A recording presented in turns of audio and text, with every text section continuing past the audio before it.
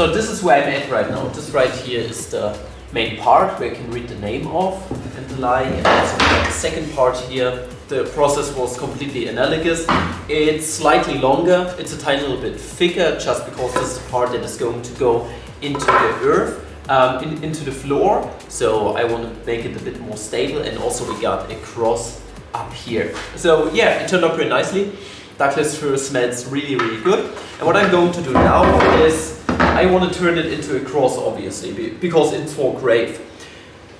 In normal case you can nail it down, but I'm not a fan of nailing and the like. I don't think that metal and wood go that well together, in my opinion, at least when it comes to things like this and also furniture making. So what I rather want to do is I want to create a simple joint. Namely, I'm going to use my table saw to put a groove into here, which is the same thickness basically as this piece of wood. And also we are going to embed the same groove into here, and then they are going to interlock, and we are going to basically glue it down. Yeah, that's the plan, and that's the last thing. The only thing that is bugging me is I made a formatting error in Fusion 360, and what you're going to notice is that the word father is not centered directly under the cross. I did an oopsie here.